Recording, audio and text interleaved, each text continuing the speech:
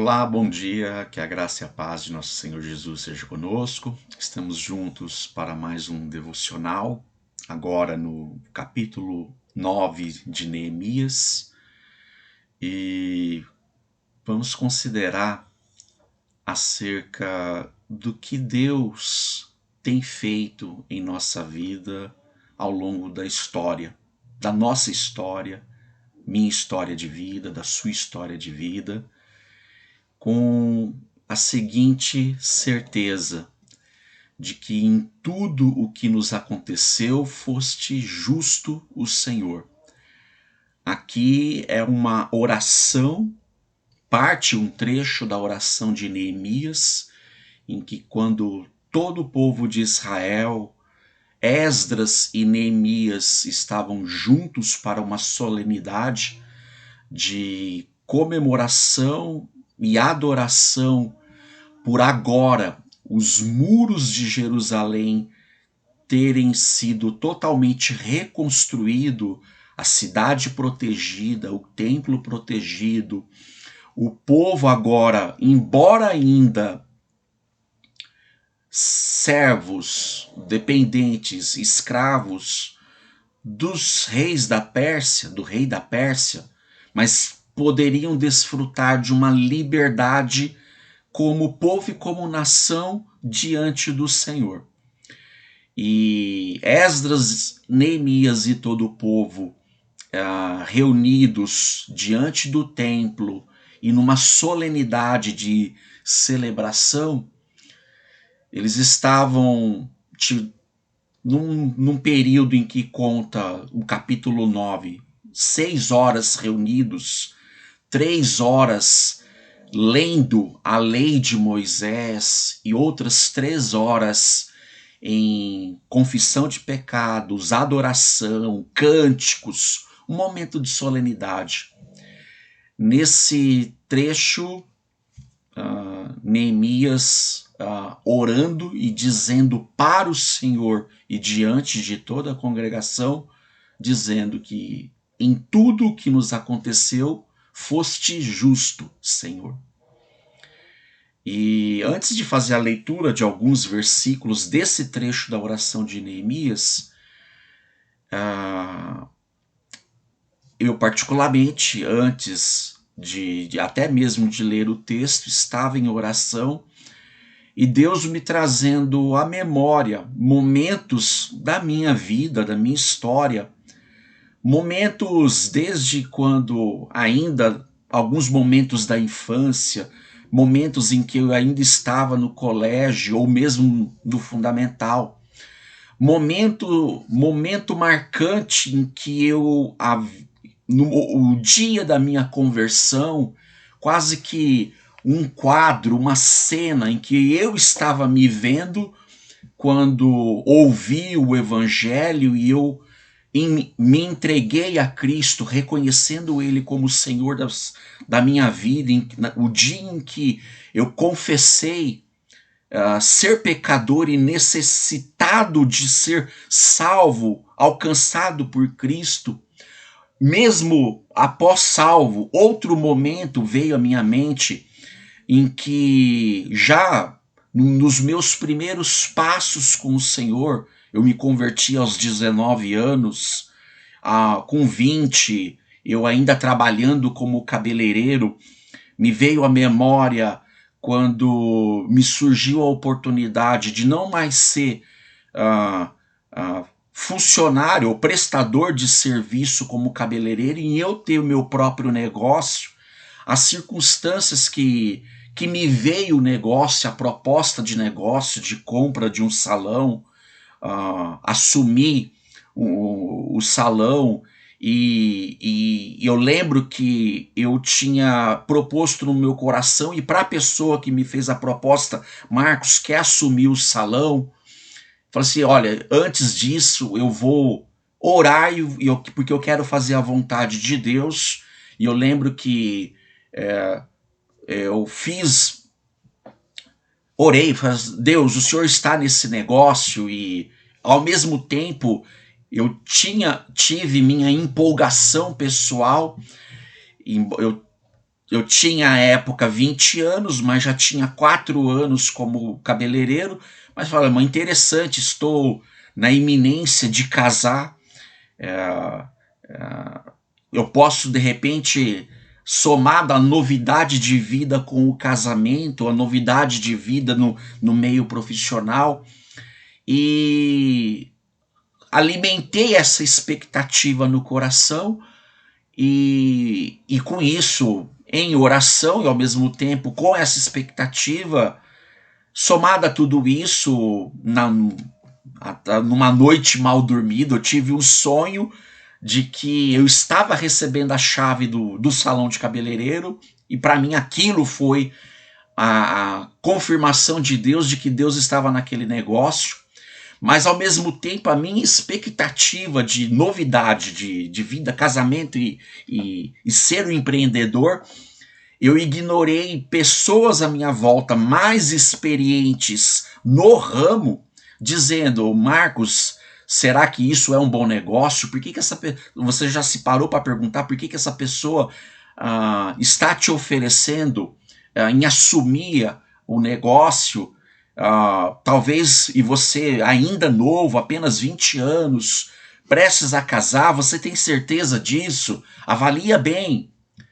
Mas, para mim, a resposta de Deus foi eu ter sonhado e no sonho eu ter recebido a chave. Falei, não, isso foi para mim confirmação. E, para ser sucinto e eu querer entrar no texto, porque o que importa é o texto, eu assumi como esse negócio em novembro de 2000, casei em janeiro de 2001 e no final de janeiro de 2001 eu tive que entregar esse empreendimento. Eu fiquei 2 meses, final de novembro, dezembro e janeiro, lidando com esse salão, mas não entrou para custear o aluguel. Eu já tinha feito um compromisso de pagamento para a pessoa que me passou e ela também contava com isso por dívidas pessoais que ela tinha, e eu não tinha, o negócio não rodou nem para eu pagar o aluguel de janeiro, e eu tive que pedir para o meu pai fazer um empréstimo pessoal para pagar as dívidas, para entregar esse negócio, e porque eu tinha apalavrado com a pessoa, e outras coisas se somaram, porque eu casei em janeiro e passei até mesmo ter um ano um pouco dificultoso. Esse mau empreendimento me custou 4 anos de trabalho em que, somado com a ajuda de pessoas, minha mãe, meu irmão Emerson, meu próprio pai, em me ajudar com pagamentos de contas pessoais, aí pessoais mesmo, e também esse pagamento com o empréstimo que o meu pai fez, e eu pagar a ele, e esses 4 anos, os mesmos favores em que minha mãe, meus irmãos, meu pai me emprestavam, e eu pagá-los novamente de uma forma parcelada, isso é que me durou 4 anos, uma investida de 3 meses que eu tentei ser um empreendedor. E eu avaliando tudo isso em oração, outros momentos em andar com Deus, em que comecei nesse tempo aí do início, foi quando eu entrei no curso de básico de teologia, que eu estudei por 1 ano e meio, e todas essas coisas acontecendo. Mas necessariamente nesse negócio, quem é da Igreja Batista de Jordanópolis já me ouviu contando esse fato, mas tendo a certeza de que nisso tudo, embora num negócio frustrado, Deus estava comigo e me permitiu experimentar, vivenciar tudo isso, em experimentar dependência da família, convívio com a família, passar por dificuldade, reconhecer minhas expectativas e meu erro de julgamento, achando que no empreendimento Deus estaria comigo, mas estava em trazer todos esses ensinamentos, ao mesmo tempo que eu pude reconhecer a minha responsabilidade nos erros que cometi, reconhecer que em todas as circunstâncias Deus estava comigo, mesmo me ensinando nos meus erros. E aí,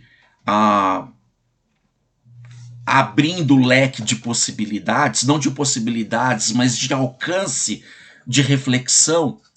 você já se parou para fazer uma reflexão como esta, fazer uma análise rápida da vida, da sua história de vida e ver em vitórias, aflições ou mesmo derrotas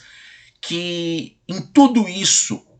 você foi sustentado, você superou, teve superações. Pensa numa enfermidade, uma doença em que você teve que sofrer durante o tratamento, mas superar esse tratamento, se seu ou de alguém muito próximo da sua família, seu filho, sua esposa, seu pai ou sua mãe, você mesmo, em que mesmo sofrendo, teve essa superação, e mesmo em sofrimento, você percebendo Deus usando pessoas à sua volta para trazer, em muitos momentos, uma palavra de encorajamento, ou em outros momentos, um socorro mesmo, alguém te estendendo a mão, te ajudando, com remédios, com caronas, indo e voltando de hospital, ou em outras situações de luto, em que a pessoa, você se cercou de pessoas em que que simplesmente esteve ali para chorar com você no seu momento de dor, ou como falei da minha experiência em relação a um negócio, você também empreendeu, fez uma escolha de um curso de faculdade ou de técnico, e esse curso você percebeu que você não se encontrou nele, recuou, começou outro, e aí você entrou no mercado de trabalho, começou a trabalhar, se cercou de pessoas em que, por desavença, você precipitadamente poderia ter permanecido, enfrentado uma situação, pediu demissão, começou outro serviço, ou porque pediu demissão de uma forma precipitada, passou algum tempo desempregado. Olha, assim, se eu trazer mais exemplos de histórias, mas histórias essas em que a gente já viveu, trouxe a memória e ficou pensando e fez a seguinte pergunta: onde é que Deus estava em tudo isso? Ou, diante de todos esses sofrimentos, será que muitas das coisas que eu passei na vida foi justo? Agora, pensa nessa pergunta. Será que tudo que você viveu na vida até aqui foi justo? Vamos entrar no texto e aí a gente fecha com essa aplicação. E aí então eu convido você a ler comigo então 3 versículos do capítulo 9, que é a oração de Neemias, em que ele diz, vou ampliar aqui para a nossa leitura: graças, porém, à tua grande misericórdia, não nos destruíste nem os abandonaste, pois és Deus bondoso e misericordioso. Agora, portanto, nosso Deus, ó Deus grande, poderoso e temível, fiel à tua aliança e misericordioso, não fiques indiferente a toda a aflição que veio sobre nós, sobre os nossos reis e os nossos líderes, sobre os nossos sacerdotes e profetas, sobre os nossos antepassados e sobre todo o teu povo desde os dias dos reis da Síria até hoje.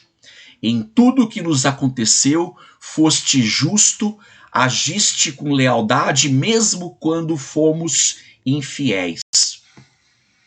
Bem, eu acredito que os exemplos que eu trouxe, exemplos práticos, exemplos de vida meu e seu, já tenha, eu acredito que o próprio Espírito já esteja encaixando na sua história, nesse breve retrospecto, de que ao mesmo tempo que eu estava contando exemplos, você trouxe, puxou a memória, a tua história, os teus exemplos, e aplicando com a oração de Neemias, porque o capítulo 9, enquanto Neemias orava, ele orava publicamente diante de todo o povo de Israel, ao lado o sacerdote escribas Esdras compartilhando daquela oração,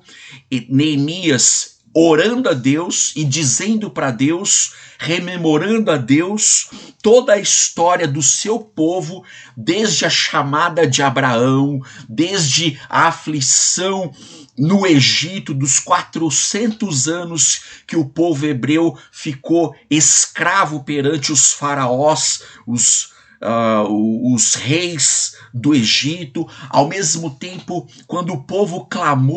clamou por livramento, Deus levantou Moisés e os tirou do Egito, abriu o Mar Vermelho, o povo passou em seco, Deus subjugou Faraó e os seus soldados no mesmo mar em que Israel passou a seco. O povo, quando peregrinou por anos, 40 anos no deserto antes de entrar na terra prometida, Neemias orando tudo isso, rememorando porque o povo estava ouvindo a sua oração e trazendo à memória toda a história, mas Neemias entrou num clímax. Deus, ainda em oração, também eu tenho que dizer, nós como povo, nós erramos, nós desobedecemos, nós abandonamos o Senhor, e quando clamamos por livramento, o Senhor foi misericordioso e nos livrou mais uma vez, mas mais uma vez nós nos sentimos arrogantes, desviamos do Senhor de novo, o Senhor com isso nos entregou a outras nações, sofremos com isso, e o Senhor, quando clamamos de novo o Senhor nos livrou, nos levantou libertador, nos deu vitória. Aí mais uma vez nós nos entregamos à idolatria de novo, abandonamos o Senhor de novo. Tudo isso Elias orando, falando com Deus, o povo ouvindo, mas aquela geração pós-exílio. E esse povo que voltou do exílio babilônico, aquele exílio que durou 70 anos, esse povo já era um outro povo, porque, como já falei nos devocionais anteriores, por conta da idolatria, Deus purificou o coração desse povo. O povo que se entregava de tempos em tempos ao politeísmo, ao culto a Baal, ao deus Moloque, que exigia sacrifícios de filhos humanos. O povo disso, mais uma vez, se dobrou ao Deus de Abraão, dizendo: Tu és o Senhor, o único Senhor que sempre nos libertou, nos livrou quando clamamos ao Senhor. Então, do ano 400 antes de Cristo para cá, esse povo nunca mais rejeitou o Deus Altíssimo, o Deus Criador, o Deus dos céus, embora o povo judeu como um povo não reconheceu ainda Jesus como seu Messias prometido, salvo os judeus que se converteram, que são muitos, que podemos chamá-los hoje de judeus messiânicos, mas que em Cristo Messias não há mais um povo judeu e um povo gentil, somos todos um povo do Senhor, embora o povo judeu goze usufrui de promessas específicas a eles por ser povo, um povo que Deus chamou para ser referência para outros povos, mas como pessoas, como num grupo assim entre salvos e não salvos, os salvos constituem o povo do Senhor como igreja, como salvo, como cidadãos dos céus. Aí não há distinção entre judeus e gentio. Enfim, quando nos deparamos com a análise, o retrospecto da nossa história e vemos que em tudo que passamos, nas alegrias e nas tristezas, na saúde e na doença, é o nosso casamento com Deus. Em tudo, como aqui está no verso 33, em tudo que nos aconteceu, Deus foi justo. Ele agiu com lealdade, mesmo quando fomos infiéis. E aí, olhando para a história no passado, e principalmente aqueles momentos de superação, o curso da nossa história, em que a nossa história, seja ela individual, como a história do Marcos, e como eu sendo uma pessoa dentre as quase 8 bilhões de pessoas neste mundo, ou a história como um povo, o Marcos, que é o membro da Igreja Batista de Jordanópolis, você, meu irmão e irmã, membro da sua igreja, ou quem está ouvindo que serve a Deus comigo na mesma igreja local, ou mesmo assim, você na sua sociedade, você na sua família. A sua família tem a sua história com Deus, o seu povo tem a sua história com Deus. O plano de Deus, a soberania de Deus em administrar tudo isso, ela é justa, ela é perfeita com base na santidade de Deus, mas como está no texto, na bondade de Deus, na misericórdia de Deus, porque esse Deus, ó Deus, ele é um Deus grande. E ele não fica indiferente ao meu e ao seu sofrimento, à nossa aflição, a tudo aquilo que veio sobre nós. Porque ele é um Deus verdadeiro, e que seja ele sempre verdadeiro, como disse o apóstolo Paulo em Romanos, quando ele faz a análise desse povo, o povo hebreu, o seu povo, quanto a todos os abandonos, incredulidades, afastamento do povo de Deus. Paulo, escrevendo a sua carta aos Romanos, ele diz, e contando essa história do povo judeu, se alguns forem incrédulos, a sua incredulidade aniquilará a fidelidade de Deus? De maneira nenhuma. Sempre seja Deus verdadeiro e todo homem mentiroso, como está escrito, para que sejas justificado em tuas palavras e venças quando fores julgado. É a citação que Paulo faz do Salmo 51:5, a confissão de Davi. E se a nossa injustiça for causa da justiça de Deus, que diremos? Porventura será Deus injusto, trazendo ira sobre nós? Falo como homem. De maneira nenhuma. De outro modo, como julgará Deus o mundo? Veja, as palavras do apóstolo Paulo, quando faz o retrospecto da nossa história de vida. Seja sempre Deus verdadeiro. Sempre Deus seja verdadeiro. E nós é que somos falhos. Nós é que somos mentirosos. Nós é que pecamos. Deus não. Deus permanece sempre justo. Por fim, o que isso nos ensina ao fazer essa análise, o retrospecto da nossa vida? Isso nos ensina que em tudo que nos aconteceu, Deus foi justo. Podemos falar como Neemias, usar dessa frase também a nossa oração. Ó Deus, ó grandioso Deus, em tudo que nos aconteceu, foste justo, Senhor. Pai eterno, querido Deus, obrigado, Senhor,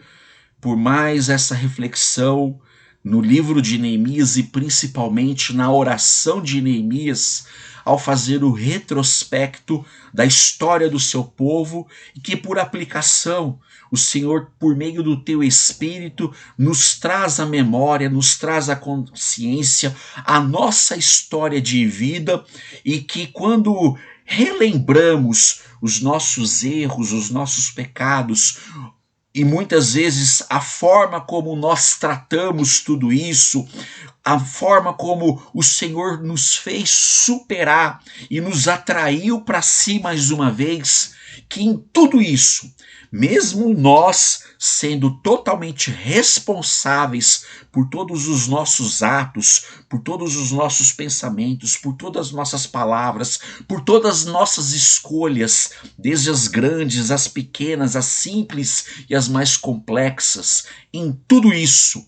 nada escapou da tua mão potente, nada escapou do teu plano em nossas vidas, embora sim somos responsáveis pelas nossas decisões e escolhas, mas temos a plena certeza de que tudo isso esteve, está e sempre estará dentro do teu plano para as nossas vidas. Obrigado a Deus pela tua grandeza, obrigado, Pai, por nos fazer consciente de que somos parte do teu plano e de que a nossa história de vida é guiada, conduzida, preservada, guardada pelo Senhor. Fica conosco, ó Deus, e que esta mensagem, como todas as outras, seja proferida por mim ou por qualquer pessoa que te ama e que leva a tua palavra no teu nome.